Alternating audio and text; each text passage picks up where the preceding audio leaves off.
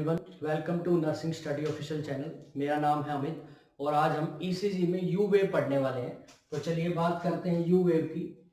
You wave क्या होती है?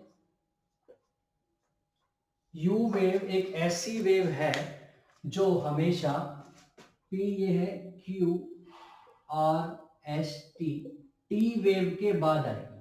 ठीक है। यू वेव क्या है? यू वेव एक एक्स्ट्रा वेव है जो नॉर्मली प्रेजेंट नहीं होती है, कुछ कंडीशंस में प्रेजेंट होती है। जनरली आपको यू वेव प्रेजेंट नहीं मिलेगी, लेकिन अगर आपको ईसीजी में यू वेव प्रेजेंट मिलती है तो उसका मतलब क्या है, कब ये देखने को मिलेगी, कितना इसका टाइम होता है, सब चीजें हम इसी टॉपिक में डील करने वाले हैं। चलिए देखते हैं यू वेव कहाँ मिलेगी। यू वेव हमेशा टी वेव के बाद मिलेगी। कहाँ मिलेगी? After T wave. पहला पॉइंट आपको याद रखना है, टी वेव के बाद मिलने वाली यू। ठीक है। दूसरी बात, ये यू वेव है, ये क्यों बनती है, किस कंडीशन में बनती है? यू वेव बनती है delay repolarisation of capillary muscle,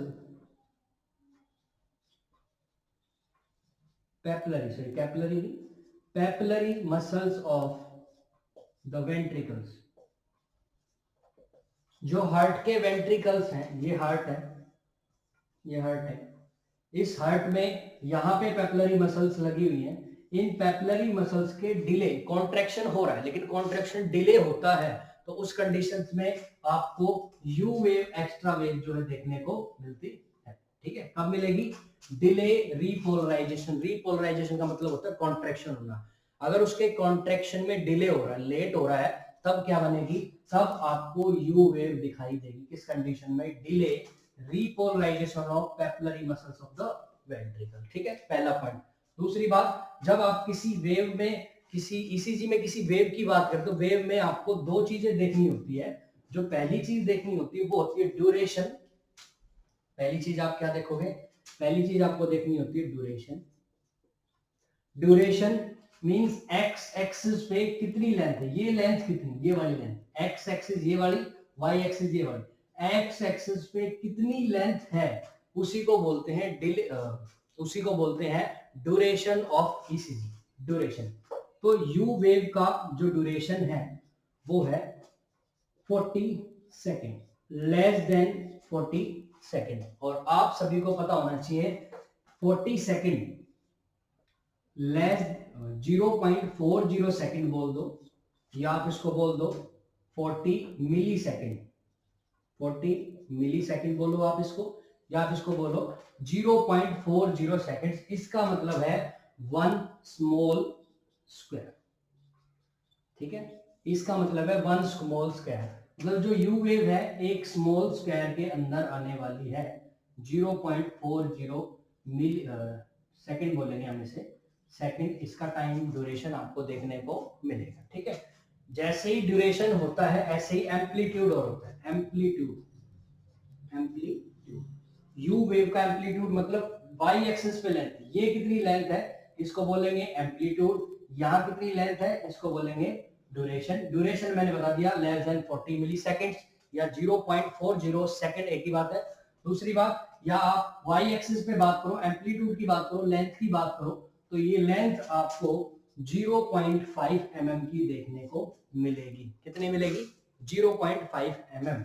0.5 mm का मतलब 1 हाफ स्मॉल स्क्वायर। कितना होगा? Half small square.